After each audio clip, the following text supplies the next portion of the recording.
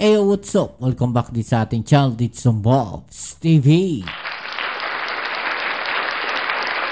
Alright, sa tayo nagbabalik ulit mga kababayan at ito nga pag-uusapan natin, no? Itong naging pahayag mga kababayan ng ating Yusek Claire Castro na kung saan ay sinabi nga po, no, niya dito na ang ating Vice President, no, si Sara Duterte ay ayaw daw makipagtulungan sa ating gobyerno mga kababayan.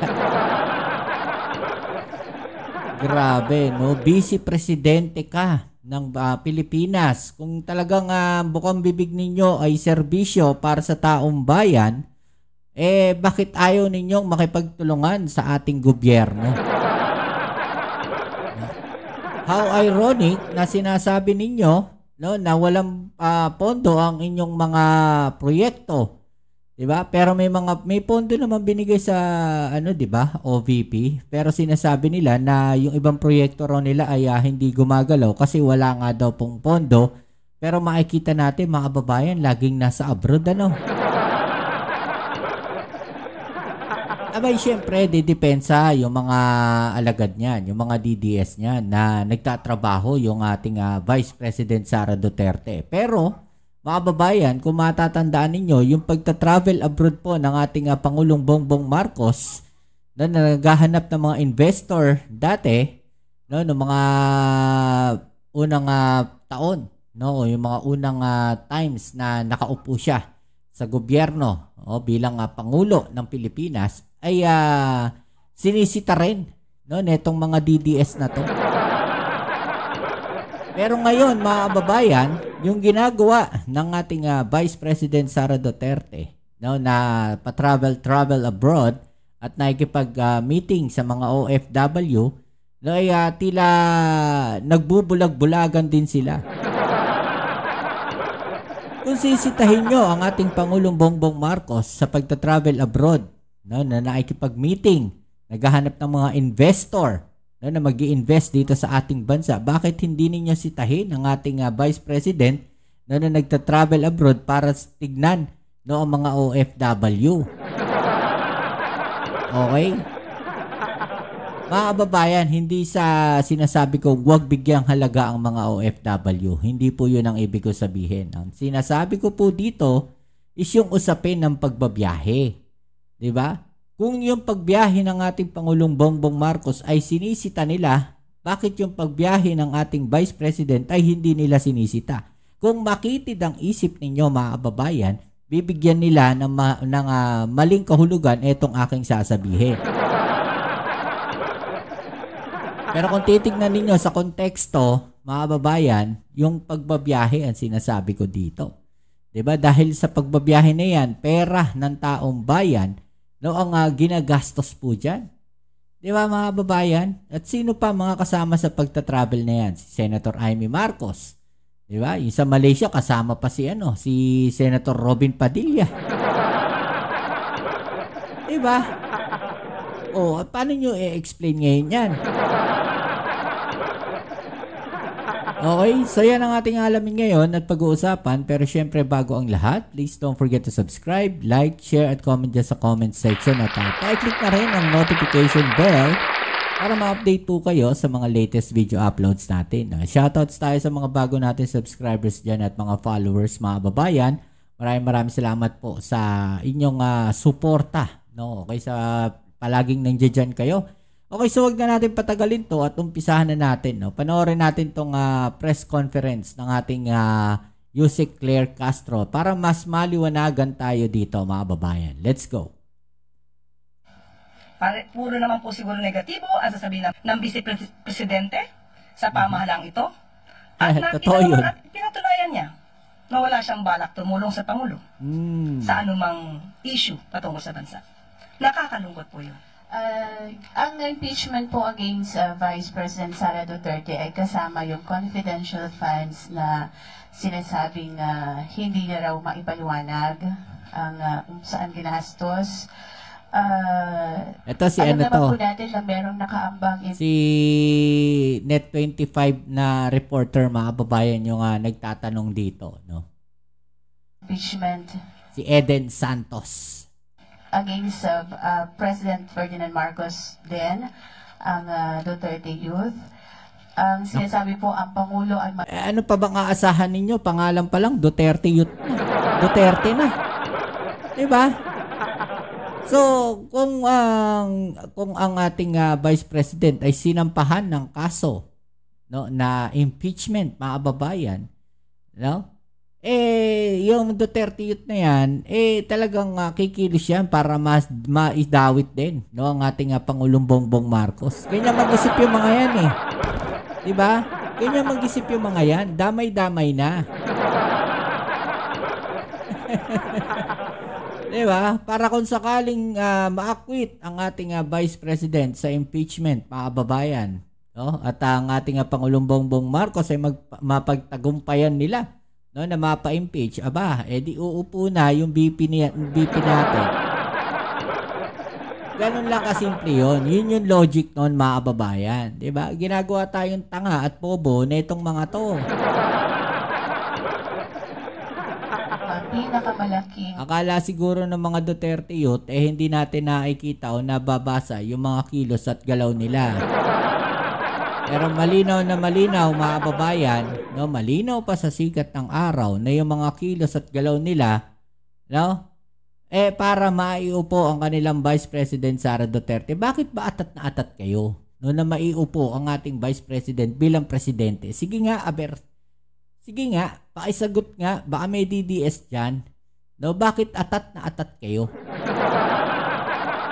Kayo yung laging nagsasabi, malayo pa ang nung umpisa pa lang sinasabi ninyo, huwag kayong mamulitik ha. No? Malayo pa ang 2028, pero sila, no, yung kuda ng kuda, sila yung putak ng putak, sila yung daldal ng daldal, sila yung maiingay. Di ba, mga kababayan? Sila yung may mga ginagawang hakbang para mapabagsak ang ating Pangulong Bongbong Marcos. Bakit? Siyempre, pag napabagsak nila o napatalsik nila ang Pangulong Bongbong Marcos, uupo na si VP Sara Duterte. Yun naman yung succession nun Diba? Ayaw nila ng politika, pero banat sila ng banat. Anong meron? Diba? Ganong kagulo, no? Parang yung mga utak na itong mga to, labo-labo. Hindi mo maintindihan. Iba talaga yung kanilang mga sinasabi sa kanilang ginagawa, para silang mga China. Mga Chinese. Para silang China yung ginagawa nila, mga kababayan. Parang China, no? Na iba yung sinasabi sa kanilang ginagawa. Diba? Ewan ko, mga pro-China din ba yung mga yan? Nakaambang impeachment against President Ferdinand Marcos din, ang Duterte Youth. Ang sinasabi po, ang Pangulo ay may pinakamalaking confidential funds sa budget ng gobyerno. Ito po bang prosesong pinagdaanan ng impeachment against VP Sara ay ganito rin pong proseso ang maaring pagdaanan din if in case po na ma-file na sa House of Representatives yung impeachment against PBBM? Nasa kamay po iyan ng House of Representatives. At hindi po dapat natin ihambing ang naging sitwasyon ni Vice Presidente sa ating Pangulo. Unang-una po ay wala naman po yatang ginastos ang ating Pangulo ng 125 million pesos sa loob lamang ng 11 days. Pangalawa, nagkatrabaho ng maayos ang Pangulo. Yun walang ginastos na ganong kalaking pera ang ating Pangulo sa loob ng 11 days. Diba? Imagine ninyo, upa sa bahay, no? Milyon-milyon yung halaga. Grabe. Count Pangulo na naaayon sa batas. Ang tanong natin, nagkaroon ba ng notice of disallowance ang Office of the President patungkol sa confidential funds? Meron na ba tayong balita na gumagawa ng mga questionable receipts ang Office of the President patungkol sa confidential funds? Humingi rin ba ang Pangulo ng mga certificate mula sa AFP para pagtakpan ang nagastos na 15 million di umano patungkol sa Youth Summit na inamin naman ni Attorney Michael Powa na siyang ginawa nila para sa DepEd? 15 million pesos, di umanong ginastos sa Youth Summit, pero pinabulaanan ito ng AFP. At Diba? Tapos ang masaklap nun mga babayan, humingi ng mga certificates, diba? Grabe. sinabing ang certificate ay hiningi lamang sa kanila Hmm. ng isang tauhan ni VP Sara. At ito'y inamin nga po ni Atty. Michael Poe sa isang pag-iimbestiga sa House of Committee on Good Governance.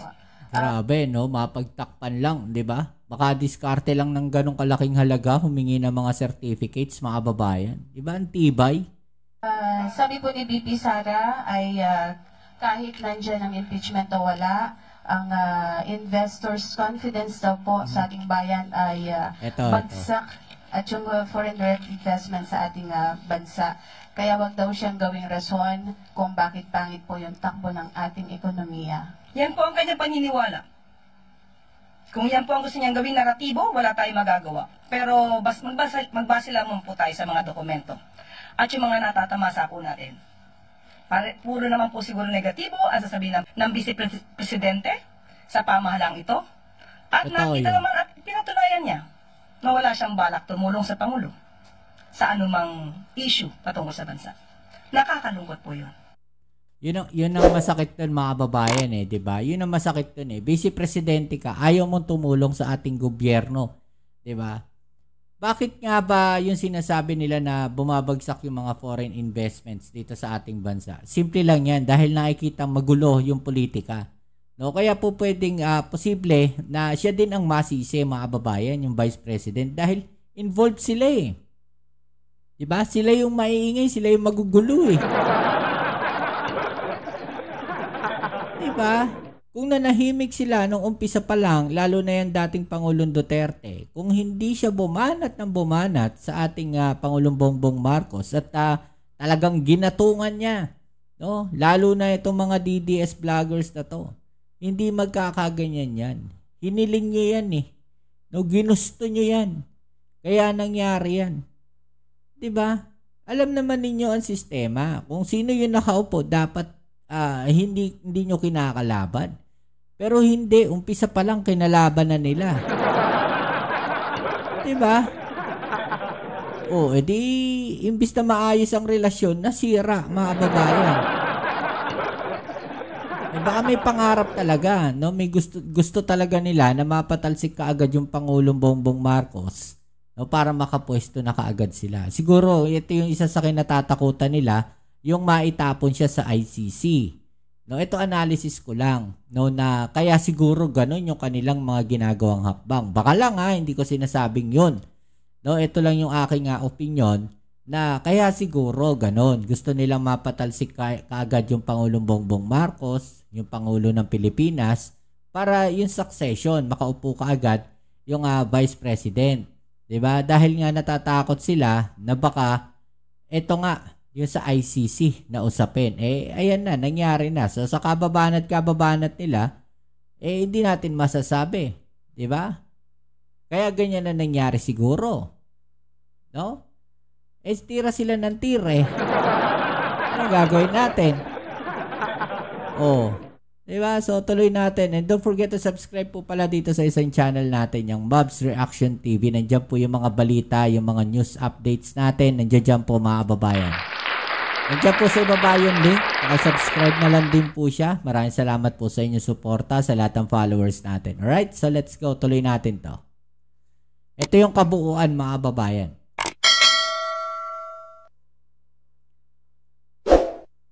Good afternoon po, Yusek. Ang impeachment po against Vice President Sara Duterte ay kasama yung confidential funds na sinasabing hindi na raw maipaliwanag ang saan ginastos. Alam naman po natin na merong nakaambang impeachment against President Ferdinand Marcos din, ang Duterte Youth. Ang sinasabi po, ang Pangulo ay may pinakamalaking confidential funds sa budget ng gobyerno. Ito po bang prosesong pinagdaanan ng impeachment against VP Sara ay ganito rin pong proseso ang maaring pagdaanan din if in case po na ma-file na sa House of Representatives yung impeachment against PBBM? Nasa kamay po iyan ng House of Representatives. At hindi po dapat natin ihambing ang naging sitwasyon ni Vice Presidente sa ating Pangulo. Unang-una po ay wala naman po yatang ginastos ang ating Pangulo ng 125 million pesos sa loob lamang ng 11 days. Pangalawa, nagkatrabaho ng maayos ang Pangulo. Nag-a-account ang Pangulo na naaayon sa batas. Ang tanong natin, nagkaroon ba ng notice of disallowance ang Office of the President patungkol sa confidential funds? Pero na ba tayong balita na gumagawa ng mga questionable receipts ang Office of the President patungkol sa confidential funds? Humingi rin ba ang Pangulo ng mga certificate mula sa AFP para pagtakpan ang nagastos na 15 million Yun eh. di umano patungkol sa Youth Summit na inamin naman ni Attorney Michael Powa na siyang ginawa nila para sa DepEd. 15 million pesos, di umanong ginastos sa Youth Summit, pero pinabulaanan ito ng AFP. At sinabing ang certificate ay hiningi lamang sa kanila ng isang tauhan ni VP Sara. Diba? At ito'y inamin nga po ni Attorney Michael Powa sa isang pag-iimbestiga sa House of Committee on Good Governance. So kung ano po mangyayari sa sinasabing impeachment, bahala na po ang House of Representatives patungkol po dyan. Wala pong kamay ang Pangulo kung ano mangyayari sa ganyan. But do you agree po, Yusek, na yung paggamit po ng mga aliases ay talagang normal po sa paggamit ng Confi and Intel funds? Meron po kasi tayong tinatawag na proper accounting. Maliwanag po yan sa Joint Memorandum 2015.01. Kahit sabihin po nila na ito'y aliases, dapat po ang mga tunay na mga dokumento ay alam po ng SDO, alam po ng gumamit, hindi po basta-basta pwedeng gumamit lang ng aliases. So dapat po ito ay naka-account properly at yung mga original na mga dokumento ay dapat po nasa vault ng nasabing ahensya. At kapag ka po natap lang ng COA at nagkaroon ng pagtatanong, pwede po nilang ilabas ang lahat ng mga dokumentong ito. Hindi pwedeng magmaang-maangan ng SDO na wala siyang alam. Yun yung sinasabi natin mga babayan, no, na yung mga aliases na yan, dapat merong totoong tao, no? Yun yung ina-explain natin nung nakaraan na pagka ganyan, kunyari, magkakaroon na ng impeachment, matatanong yan. Yun yung isa sa tingin ko na kinatatakutan nila, no? Na ma-expose, no? Na yung mga aliases na yun, baka mamaya, mga wala talagang hindi talaga totoong tao. Diba? Yun yung na-overlook siguro nila o hindi nila nakita, mga babayan, na posibleng mangyari na pwedeng ma-question. Diba? Naglagay sila ng mga tao doon. Kunyari, yan si Mary Grace Piatos. Oh. Diba? Tapos hindi naman pala totoong tao. Imagination lang. Imaginary lang na mag-recipient. Oh. Yun yung problema dyan. Diba? Dapat dokumentado lahat. No, merong mga chinek nga birth certificates, wala daw eh. Oh.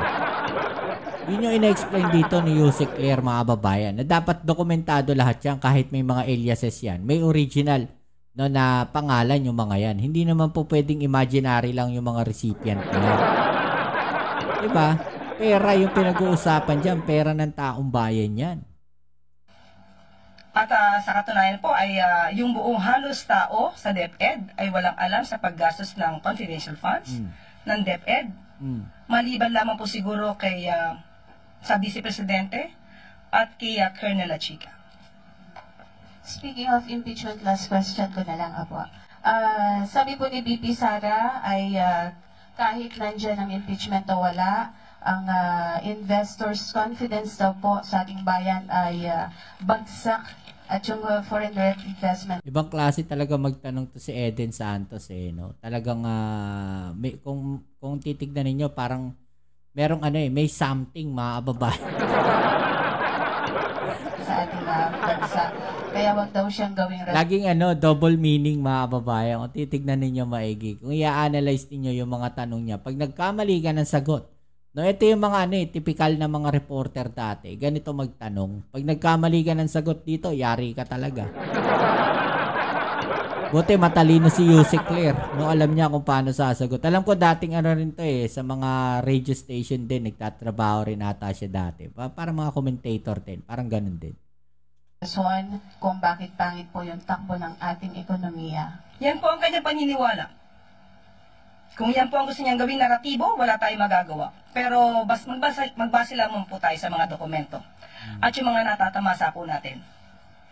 Puro naman po siguro negatibo ang sasabihin ng Pangulo, ng Vice Presidente sa pamahalang ito. At nakita naman at pinatunayan niya na wala siyang balak tumulong sa Pangulo sa anumang issue patungkol sa Yun yung bansa. masakit din Nakakalungkot po yun. Yun yung nakakalungkot doon mga babayan, di ba? Na Vice Presidente ka, na wala kang balak o wala kang planong tumulong sa ating gobyerno, pero nagrereklamo kayo na bagsak ang ekonomiya, na wala kayong makakain, mga kababayan nating DDS dyan. Diba? Ang dami nilang reklamo. Bakit hindi ninyo sabihin dyan sa inyong Vice President o sa Vice President natin? Na bakit hindi ka nagtatrabaho? Ba't tayo mo tumulong sa gobyerno? Kung talagang gusto mo kaming tulungan mo yung gobyerno na umaksyon. Diba? Yun yung problema sa mga DDS na yan. Sarado ang kanilang mga isipan. 'Di ba? Yun lang naman ang nakikita natin sa ngayon. Talagang lagi nga po nasa abroad yung ating Vice President Sara Duterte. 'Di ba? Hindi natin alam ano yung mga proyekto niya ngayon, kung ano yung kanyang mga ginagawa. So be it na lang siguro, ganun ang iniisip ng mga DDS. Pero ang pangit. 'Di ba? Kung dati tinatanong ninyo, kino-question ninyo, ng mga DDS, itong mga kakamping, di ba? Ewan ko sa kanila, ano ng klaseng isip meron sila ngayon. Okay, so ayan, anong masasabi ninyo dyan mga kababayan, I-comment na lang po sa ibabaan yung mga opinion at ating yung pag-usapan, alright? So yan muli, shoutouts tayo sa mga bago natin subscribers dyan. Maraming salamat sa inyong suporta. Kita-its tayo sa ating next video upload. Please don't forget to subscribe, like, share, at comment dyan sa comment section. Peace. I'm out.